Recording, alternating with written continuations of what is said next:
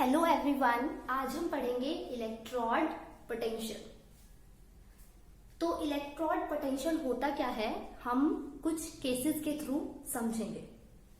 हमने क्या किया है, हमने एक मेटल रॉड ली है जिसको हमने डिनोट किया है एम से, यू कैन सी हेयर, और हमने उसी मेटल के आयंस का इलेक्ट्रोलाइट लिया है और हमने उसे डिनोट किया है किससे, Mn+ से। तो ये मैंने यहाँ पे इलेक्ट्रोलाइट ले लिया है, ठीक है। तो आप इसको समझ सकते हो, एक एग्जांपल ले लो, जैसे कि मैंने मेटल जो लिया है वो ले लिया जिंक और उसी के आयंस का इलेक्ट्रोलाइट ले लिया, दैट इज Zn2+। तो हमने क्या करना है, हमने इस मेटल रॉड को उसी के आयंस के सोल्यूशन में डिप करना है। सो इन द फर्स्ट केस होगा क्या, ऐसा हो सकता है कि मेटल के आयंस इस मेटल रॉड से कोलाइड करें और वापस से सॉल्यूशन में चले जाएं। फर्स्ट केस में ऐसा हो सकता है।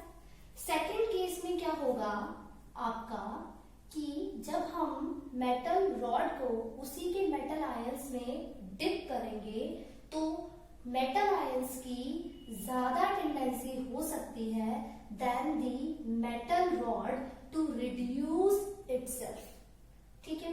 अगर मेटल आयंस की ग्रेटर टेंडेंसी है मेटल रॉड के कंपैरिजन में रिड्यूस होने की, तो ये मेटल आयंस क्या करेंगे, इस मेटल रॉड से इलेक्ट्रॉन को अट्रैक्ट कर लेंगे और खुद अपने आप को रिड्यूस कर देंगे किसके अंदर, मेटल के अंदर।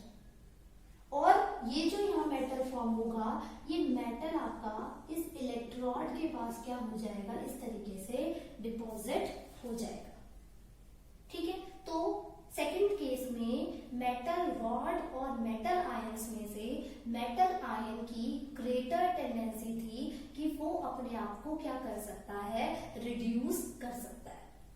सो आपकी मेटल रॉड इस केस में क्या हो गई, positive with respect to its ion solution. In the third case क्या होगा, आइए देखते हैं। थर्ड केस में आपकी मेटल रॉड की ग्रेटर टेंडेंसी होगी ऑक्सीडाइज होने की देन इट्स आयंस। अगर मेटल रॉड की ग्रेटर टेंडेंसी है ऑक्सीडाइज होने की देन इट्स आयंस, तो उसमें क्या होगा, मेटल रॉड अपने अंदर से आयंस को क्या कर देगी, रिलीज कर देगी, और इलेक्ट्रॉन्स को क्या कर देगी, रिलीज कर देगी। तो इस केस में होगा क्या, मेटल रॉड अपने अंदर से अपने ही आयंस को रिलीज कर देगी, जो कि इस सोल्यूशन के अंदर Mn+ फॉर्म में चले जाएंगे और इलेक्ट्रॉन्स को लूज कर देगी।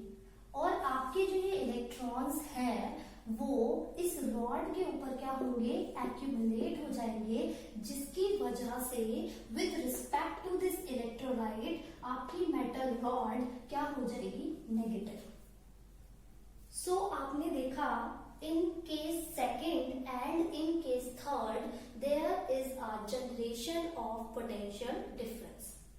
सेकेंड केस में हमारी मेटल रॉड पॉजिटिव है with respect to its salt solution, मतलब यहाँ पे चार्ज सेपरेशन है पॉजिटिव और नेगेटिव का। और थर्ड केस में क्या है, हमारी मेटल रॉड नेगेटिव है with respect to its salt solution, तो यहाँ पे आपका जो ये सॉल्ट सोल्यूशन है वो कैसा है, पॉजिटिव है।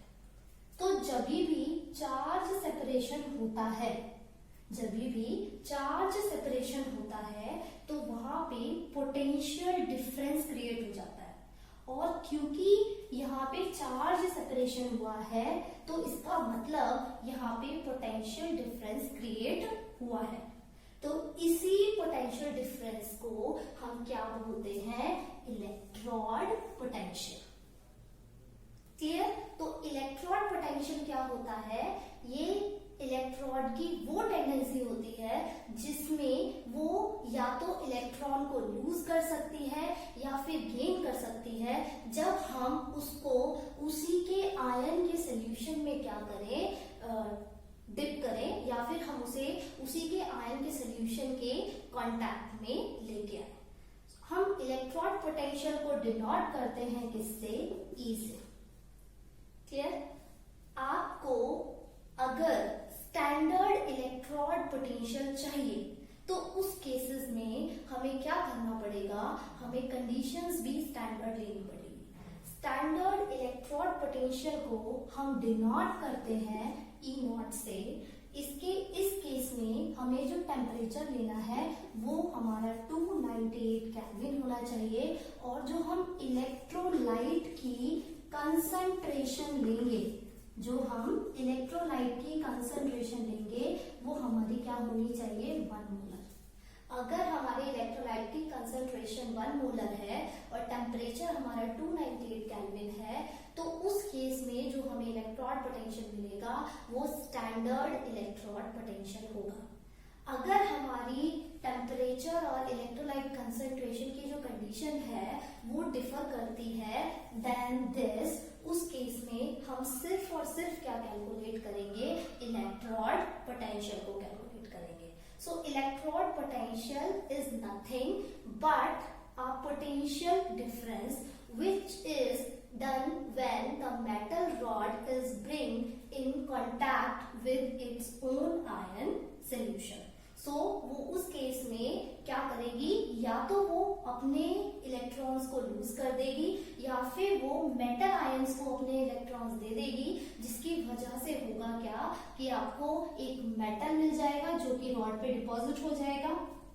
और अगर वो अपने अंदर से मेटल आयंस को रिलीज कर रही है इलेक्ट्रोलाइट के अंदर और वो इलेक्ट्रॉन को लूज कर रही है, तो वो इलेक्ट्रॉन आपके इस रॉड पे एक्यूमुलेट हो जाएंगे और कैसा चार्ज एक्वायर कर लेंगे? नेगेटिव चार्ज एक्वायर कर लेंगे। So this is all about electron potential. Thank you class.